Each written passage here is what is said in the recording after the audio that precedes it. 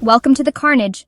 And welcome back to the Carnage, everybody. Today we are going over some videos that I've seen a lot of lately, which is women regretting that basically they got divorced, right? And typically the regret is deep, to say the least, that these marriages that they had were not bad marriages. Most of these videos they talk about how they regret because their husband was such a good guy. He did all these things and she just, had a bad day one day and emotionally just detached. And it always starts the same. They start talking to their friends and their friends are like, girl, you need to leave that guy.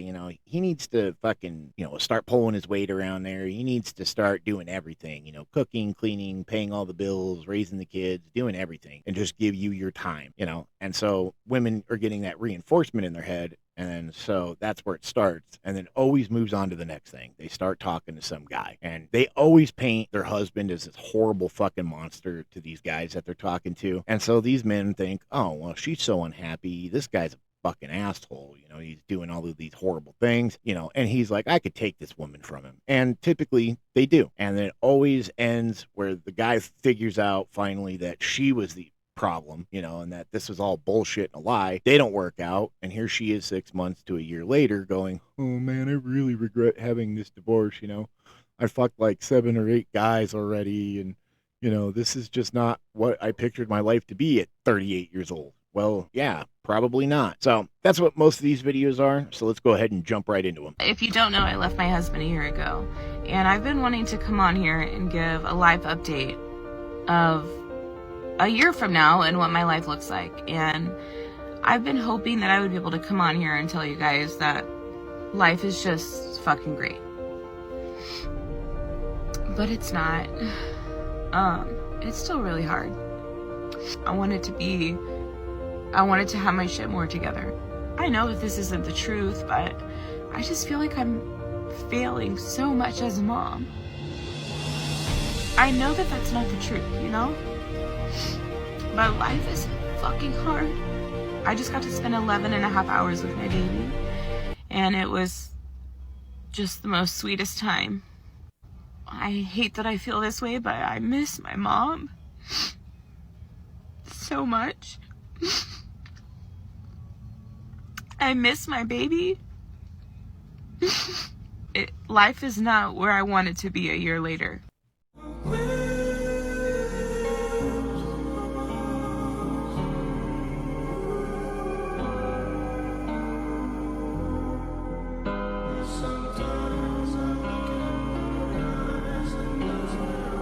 There you go. So it's always the same song and dance. There's always this level of regret that they have, right? I mean, it's typically the regret that really, really hits home is because they had a good person, a good partner, a good man, a good husband, a good dad. They had a good man, and they know it in the back of their mind. They know that this guy was good. But no matter what, he was only doing 80% of what they wanted. So they wanted the other 20%. They go out, they find a guy. He gives her that 20%, but doesn't give her the 80. And she instantly is like, oh, geez, I really fucked up. Grass is always greener, right? My husband is currently packing his bags and also packing our kids' stuff because he is going to leave to another state, all because I cheated on him with a mutual friend. My husband and I have been together for a while. No, I don't think there was any issues in the relationship or marriage whatsoever. I actually thought our life was pretty perfect, but then I decided to talk to one of our mutual friends, and one thing led to another. I think I was just really tired of the fact that my husband was constantly working to make sure that we had a roof over our heads and to make sure that everything was paid. And so I just felt very lonely. So I decided that I was just going to message his friend, just like we are friends, nothing else. That was it. And then all of a sudden it just led to something else. I mean, at least I had the balls to actually tell my husband what was going on because I could have kept it from him. I could have just moved on without telling him shit. After I told him, I was very surprised about his reaction because he was not freaking out or panicking. He just said, okay, and then he said he was going to pack his shit and go, but he was also going to take the kids. He was very demure, if I can say that word. Guess I just thought he was going to accept the fact that I was cheating on him and then we could just move on and, continue with our perfect lives. But no, he instead chose that he wants to actually leave with our kids, and now I'm panicking. Just the fucking audacity, right? To come on here and be like, I cheated on my husband, but I can't believe that he's mad about it. Really? You can't believe that. That thought never fucking crossed your mind when you spread your legs for some other dude. That fucking moment never entered your brain that, gee, this could end badly. Are you fucking serious? The reason why women regret losing a good man is because she realizes that she was actually the problem, but her immaturity blinded her from actually seeing that and loving him correctly. The best way to get a woman to regret losing you is by being a good person who's genuine, honest, words matching your actions, good character, and you just take care of yourself and you're confident. If you can do all of that while you're with her and after you are with her, yeah, you're a success. And to the people telling me, oh, this doesn't work for me, that doesn't work for me, that's because that's the reality that you have, and you are literally insecure. That's why you're saying that things aren't working out for you and that women don't like you and that women don't find you attractive, is because you already think that. And when you have that mindset, women are repulsed by it. So obviously it doesn't work for you because you talk down on yourself on the internet to strangers. Up with this goofy ass cap of what he won't do, the next man will.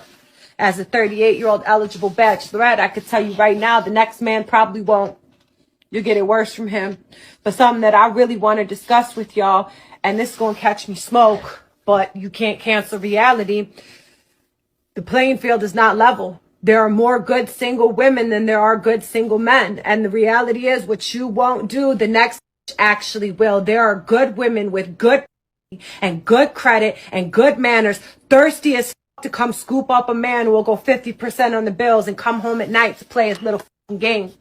You feel me? You're so worried about aesthetics and keeping up with the Joneses and what so-and-so did on Instagram. You feel like your man ain't putting on for you. Let me tell you something. A good man is a man who comes home every night. It's a man who listens and communicates to you. It's a man who doesn't cheat. It's a man who pays bills and shows up for the children and fixes things where he can. That's a damn good. Damn right. Because honestly, men know this now. I mean, with social media and seeing all the videos and things that they do see, is that I call it like weaponized competence, right? Is that they know good chance that this woman that they're talking to or dating or whatever, who had a relationship X amount of years, there's a really good chance that she left this dude for no reason. And so a lot of men know this, and they keep in their head, well, obviously if she could do that to him, what is she going to do to me? Right? I'm not saying that's everybody, but a lot of men know that. So they're very cautious, and it's a very risky thing for these women to make this decision to leave a good man because they are putting way too much on the line thinking that they're going to get a good dude. So I saw a comment, I deleted it, but I need to respond to it. Someone asked to hear my husband's side. So let me tell you, my husband's side. Well, he loved me and gave me everything he had, did everything in the world for me. And you know what? I have to tell you, though, actually, to his credit, he did do so much for me, except show me love and respect and attention and hold me and kiss me and look at me and communicate with me and try to have conflict resolution ever. He did everything in the world that money could do or he could physically do, but emotionally, he's been gone since month 2, and I happen to be pregnant. So there's that, and that's very typical of the personality type I'm dealing with. So I've got a business idea. We need to come up with a robot boyfriend or girlfriend, partner, whatever, for people that are going through a divorce. That way, you don't feel super lonely, and you can or is there like a service of men or women, but for me it'd be man, that I could buy to just give me compliments all day and tell me he loves me and everything's gonna be okay and call me and check on me and like just build me the hell up. And because I don't actually want someone, I just want some affirmation right now. So we need to create a service like this. I'm taking applicants right now. Yeah. Okay. Right. So we typically know that in a relationship, if a man completely checked out, it's usually because something happened in the marriage relationship for him to physically and emotionally just give up, right? I'm willing to bet what it was. She said she was pregnant. She was one of those kinds of women that when they get pregnant, they have this like aversion to physical contact. And so she probably was, very flinchy and pushed him away and emotionally just disconnected. And he eventually, got tired of it and was like, all right, I guess this is how our marriage is going to be. And I don't know why men stick around at that point, but hey, he stuck around. He kept paying the bills. He kept, fixing the shit. He kept doing what he needed to do. And it didn't seem like it was, a two-way road there. I destroyed my 10-year marriage by cheating on him with 9 different men. God damn. And this is something I've never told anyone. I blamed him for it. And I told him it was his fault and that he wasn't doing enough in the marriage and that he pushed me to it. And it wasn't until he had already left me that I started to feel the guilt and feel the regret because he didn't do anything wrong. He was a great, great husband. And I destroyed everything because I'm selfish and I couldn't love myself enough. It's a very hard feeling to carry. Well, I'll give her the fact that at least she shows some form of accountability, but just the fucking blaming your husband for you accepting 9 wieners from different guys is fucking just weird to me. And I don't know why women typically do that, right? They fucking turn that shit on you when you catch them. They're like, well, it's your fault. It's like, really? I fucking, told you to go sleep with other men instead of coming and talking to me about whatever it was or is that, the problem is. And that's one of the biggest problems in marriage is that women don't communicate what their problem is. They just all of a sudden one day become cold and, they don't want you around. They don't want physical interaction with you. They just become a shell of a person. And you mention these things and bring it up and they instantly get defensive and blame you, which makes no sense. It's like 20 minutes late. I know that he's getting my text messages because I'm getting the red receipts. I hope he's okay. I don't know, how long do I wait? It's been 30 minutes. I tried to call him. I tried to text him. I haven't gotten an answer. So I don't really know what to do. I don't know.